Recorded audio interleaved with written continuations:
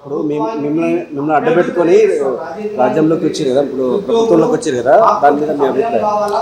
రేవంత్ రెడ్డి గారు ఇవాళ ప్రతిపక్షాల నాయకుడుగా ఉన్నప్పుడు అనేక సందర్భాల్లో ఉస్మానియా సిటీకి రావడం జరిగింది. ఆ రోజు నిరుద్యోగ జేఏసీ నుంచి కూడా నేను ఉద్యమాలు చేస్తున్న సందర్భంగా అనేక ఉద్యమాలకు మాకు కూడా మద్దతు తెలియజేయడం జరిగింది.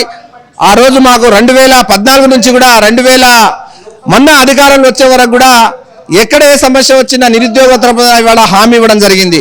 మరి అలా కాంగ్రెస్ పార్టీ మేనిఫెస్టోలో కూడా ఈ రాష్ట్ర ముఖ్యమంత్రి రేవంత్ రెడ్డి గారు అనేక సందర్భాల్లో ఆయన హామీ ఇవ్వడం జరిగింది. 2,50,000 ఉద్యోగాలు మేము అధికారంలో వచ్చిన 100 రోజుల్లోనే పూర్తి చేస్తామని చెప్పడం జరిగింది. అదేవిధంగా ఖాళీగా ఉన్న ఏ పోస్టులున్నా మేము ముందు ఫస్ట్ ప్రియారిటీ నిరుద్యోగుల తరపున ఆ రోజు రేవంత్ రెడ్డి గారు అనేక సందర్భాల్లో ప్రతిపక్ష నాయకుడు ఇవ్వడం జరిగింది. మరి రేవంత్ రెడ్డి గారు ముఖ్యమంత్రి అయిండు, ఇవాళ 8 నెలలు కావస్తుంది. మరి ఒక పక్క నిరుద్యోగులు ఇవాళ చిక్కడపల్లి లైబ్రరీ కావచ్చు, ఉస్మానియా యూనివర్సిటీ కావచ్చు, ఇవాళ దిల్సుఖ్ నగర్లో కావచ్చు, తెలంగాణ రాష్ట్ర వ్యాప్తంగా నిరుద్యోగులు ఇవాళ డిఎస్సి వాయిదాయమని కోరితే మాకు నెలలో 45 రోజులు మాకు వాయిదాని కోరితే కూడా అక్రమంగా అరెస్టులు చేసి జైలు పాలు చేసి వాయిదేయకుండా బలవంతంగా ఇవాళ ప్రభుత్వము డిఎస్సి పరీక్ష నిర్వహించింది.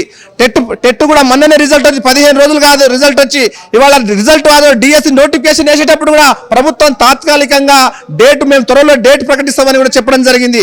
కానీ స్పష్టమైన డేట్ ప్రకటించకుండా అయోమయంలో గురి చేసి విద్యార్థుల జీవితాలతో చెలగాటమాడుతున్న ఈ రాష్ట్ర ప్రభుత్వం ఇప్పటికైనా మీరు గుర్తు చేసుకోవాలి.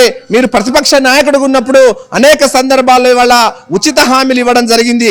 కనుక మీరు వెంటనే 2,50,000 ఉద్యోగాల నోటిఫికేషన్ ఈ నెలలోనే చేపట్టాలని రాష్ట్ర ముఖ్యమంత్రి గారికి నేను డిమాండ్ చేస్తా ఉన్నాను. అదేవిధంగా జాబ్ క్యాలెండర్ కూడా వెంటనే ప్రకటించాలి. అదేవిధంగా గ్రూప్ 2 నోటిఫికేషన్ వెంటనే వాయిదా వేయాలి. గ్రూప్ 3 నోటిఫికేషన్ వెంటనే వాయిదా వేసి పోస్టుల సంఖ్య పెంచవలసిందిగా ఈ రాష్ట్ర ముఖ్యమంత్రి గారికి నేను డిమాండ్ చేస్తా ఉన్నాను. అదేవిధంగా మీరు నిరుద్యోగ వృత్తి ఇవాళ అధికారంలో రాకముందు మీరు యూత్ డిక్లరేషన్లో కాంగ్రెస్ పార్టీ నిరుద్యోగ వృత్తి కూడా 4,000 రూపాయలు ఇస్తా అని మీరు ఇవాళ హామీ ఇవ్వడం జరుగుతుంది. కనుక నిరుద్యోగుల తరపున ఇవాళ అనేక హామీలు ఇచ్చి మీరు తప్పించుకునే ప్రయత్నం చేస్తా ఉన్నారు, మాట్లాడతలేరు.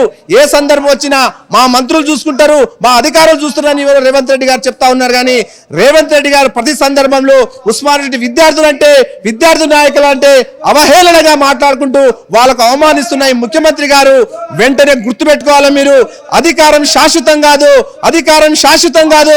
ఇవాళ నిరుద్యోగులు తలుచుకుంటే ఈ రాష్ట్రం గత ముఖ్యమంత్రి గారి గద్దె దింపినరు.